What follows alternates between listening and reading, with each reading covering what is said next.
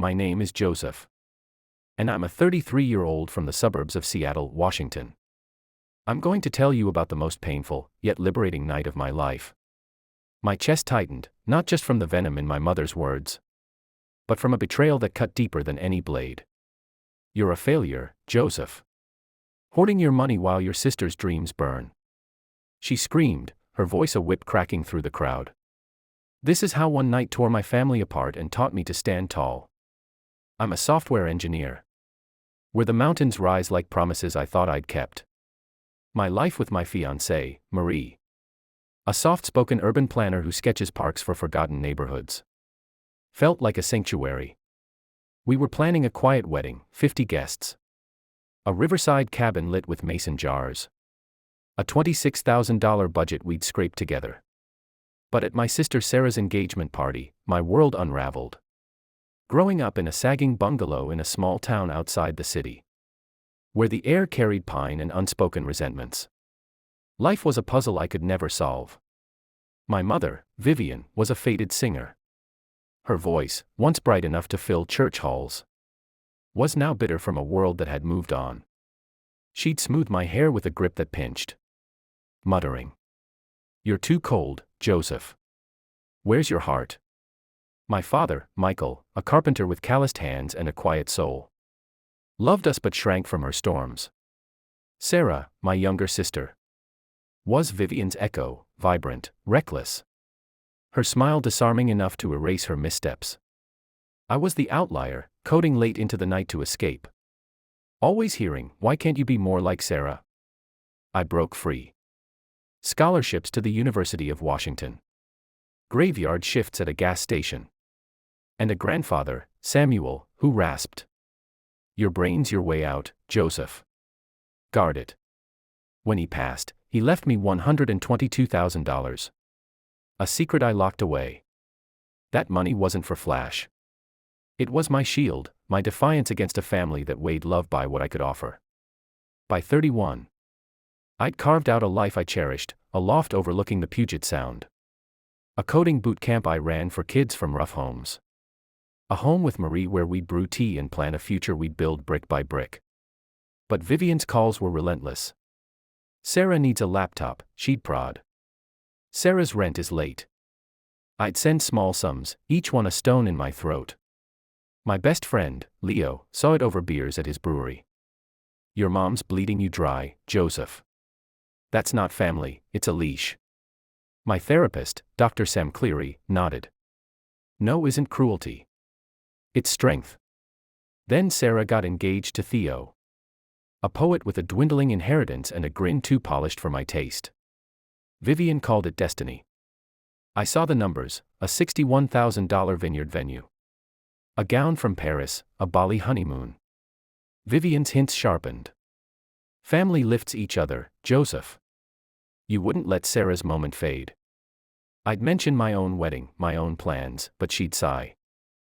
"You're always so calculated." The engagement party was in a rented chalet, glowing with lanterns and pretense. Marie was tied up with a city council meeting, so I went alone, my gut twisting.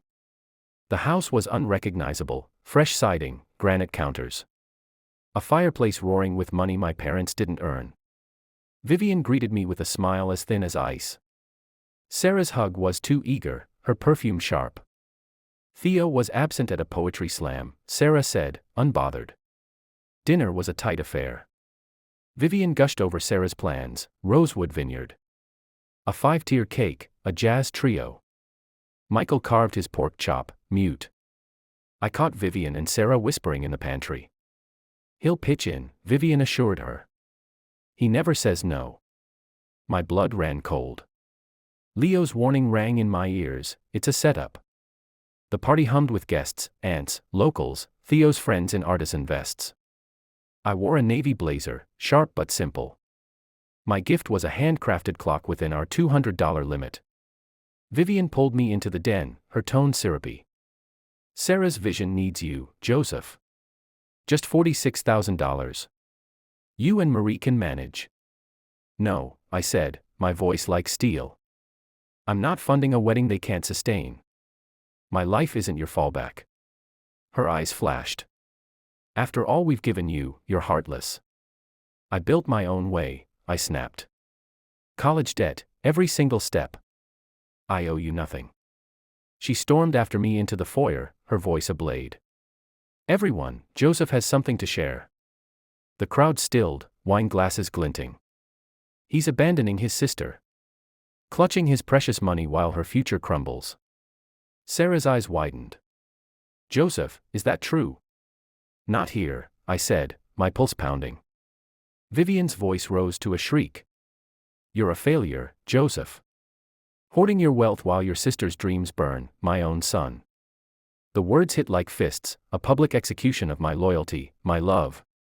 The room spun, faces blurring as shame and fury choked me.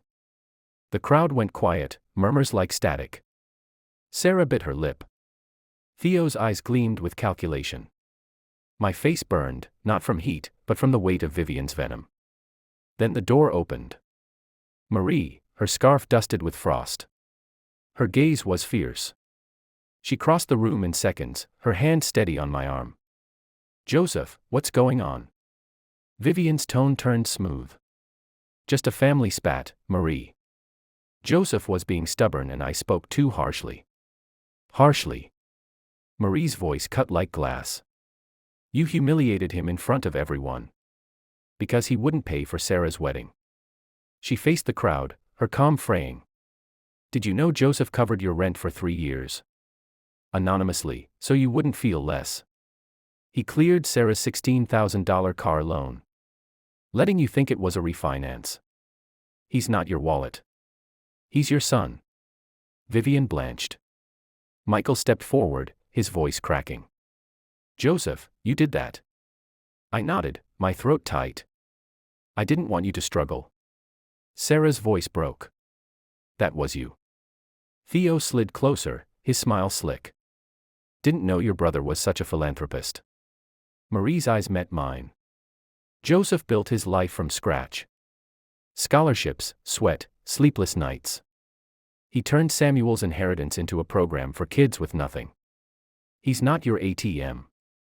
He's your family. The silence was heavy. Vivian's excuses evaporated. For the first time, I felt seen, not as a tool, but as Joseph. Marie drove me to our loft. The sting of Vivian's words lingered like smoke. My phone lit up, Sarah's apology. Michael's regret, Vivian's text claiming. It was just emotions running high. I muted it, sinking into Marie's warmth. I can't deal with them yet, I muttered. You don't have to, she said, her hand firm. 6 months later, Sarah ditched Theo. His interest in my money was too blatant. She's managing a bookstore now, saving for her own path. We grab coffee, rebuilding step by step. Michael and I have dinner now. We have real talks, his apologies quiet but raw. Vivian is seeing a counselor, Sarah says. But her refusal to own that night keeps her at arm's length. My wedding was small, radiant by the river with Marie. Sarah, Michael, Leo, and friends who felt like home. Vivian wasn't there. It was my choice, my peace. Those words she hurled burned away the guilt I'd carried. The need to prove I was enough. I'm not my mother's pawn, my sister's crutch, or my father's silence.